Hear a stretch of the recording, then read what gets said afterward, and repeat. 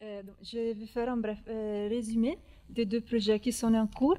Un, c'est à Pompéi et il s'agit de l'étude de la céramique de la fouille de Paul Arthur dans les forums dans les années 1980-81 et donc dans les années 2005-2007.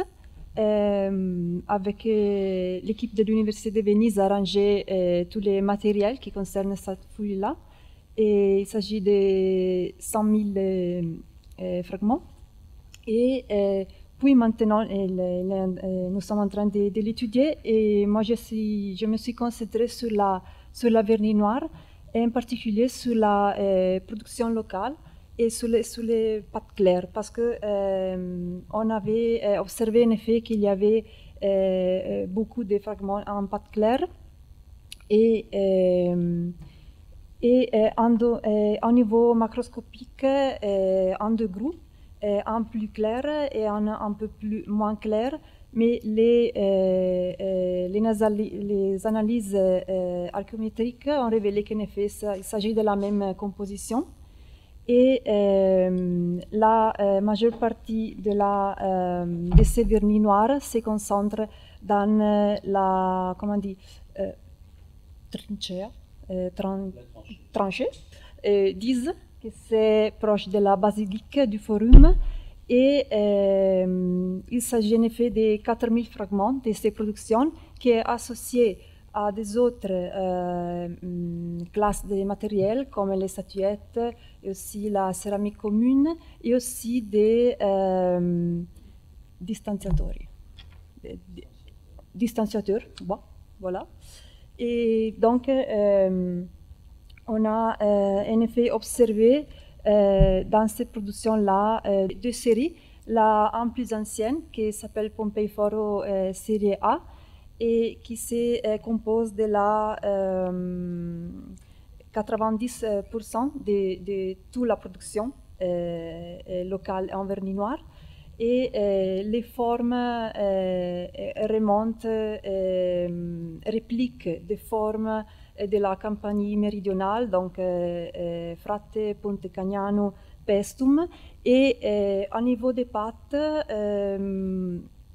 les mêmes formes avec la même pâte sont aussi attestées dans des endroits des lager Stabianus, donc autour de Stabia et donc dans l'area du Vésuve en effet.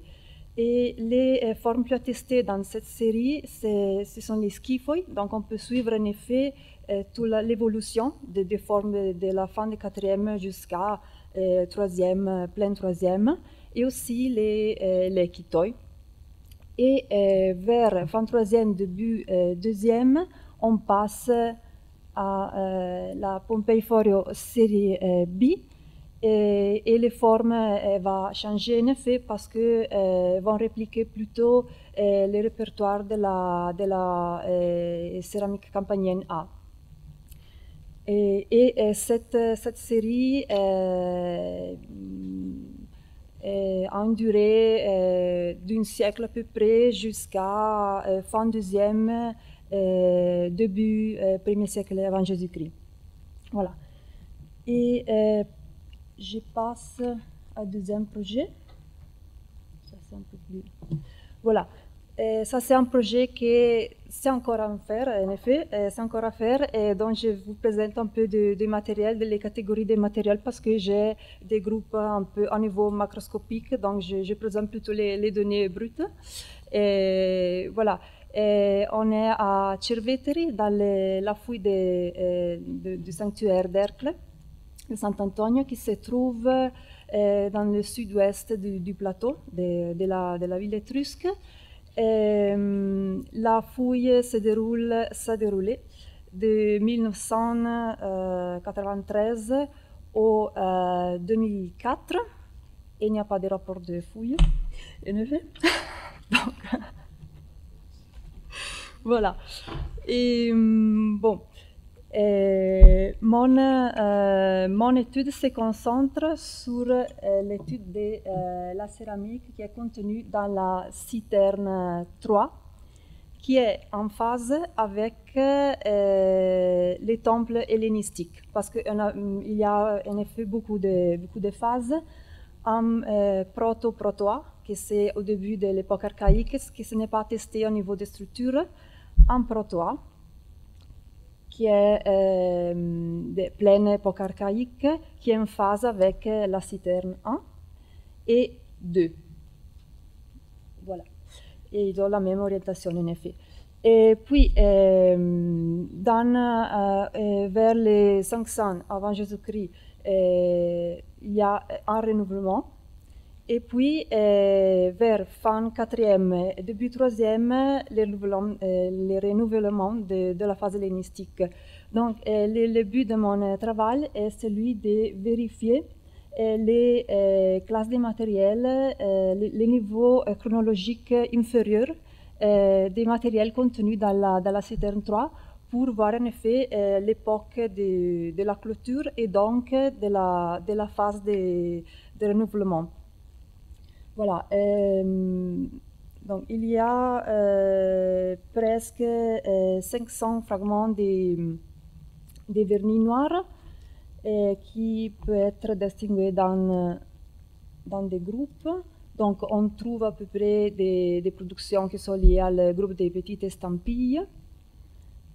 Puis on trouve des productions liées à l'area étrusco-glaciale.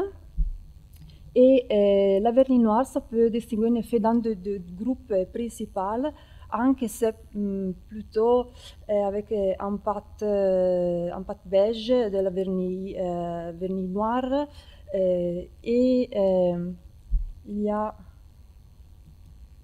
un deuxième groupe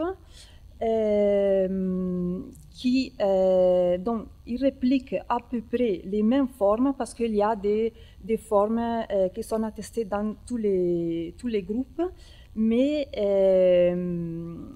comme les bols 27-84, mais qui ont une pâte plus orange, plus foncé, donc il faut en effet déterminer s'il s'agit de questions de différentes productions ou des questions peut-être des cuissons, parce que on a en effet un gros groupe de presque 200 fragments qui liés au premier groupe et un groupe de 80 fragments aussi qui ont tous les mêmes caractéristiques avec ces vernis très nuancés.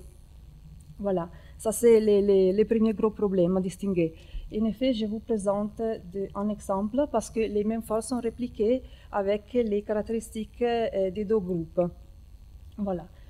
Et il y a des formes qui sont un peu plus, oui, voilà, comme les coupes avec assez une oreille. Et voilà. Et un groupe avec ces caractéristiques-là. Et l'hypothèse, c'est que peut-être une production locale, parce que ces caractéristiques se retrouvent dans les productions des piatelli, des assiettes genuciglia, qui ont à peu près, qui ont produit à Cerveteri, qui ont à peu près la même caractéristique de la pâte, et des autres assiettes pas peintes, sans vernis, qui sont en phase avec les dépositions de l'époque hellénistique à Cerveteri. Donc il faut vérifier si ça peut s'agir en effet d'une production locale. Voilà, et des autres classes, il y a des exemples de pâtes sottili de Tarquinia. Il y a aussi des parois fines, donc qui sont associées à la vernis noire. Les autres matériels, il y a des poêles avec la paroi antérieure en vernis rouge, et puis une série d'amphores. Donc, amphores gréco-italiques, il y a 13 exemplaires à peu près.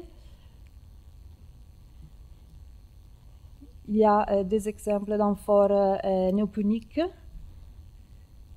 et africaines. On a vérifié hier avec Fabienne, peut-être qu'elle faisait une pâte africaine. Et puis il y a des exemples sur lesquels je n'ai pas encore aucune idée. Donc voilà, c'est ça un fragment d'amphore, mais je n'ai pas trouvé vraiment des pâtes comme ça encore.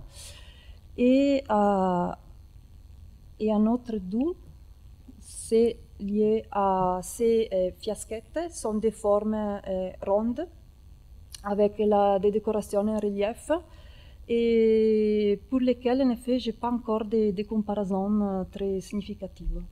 Voilà.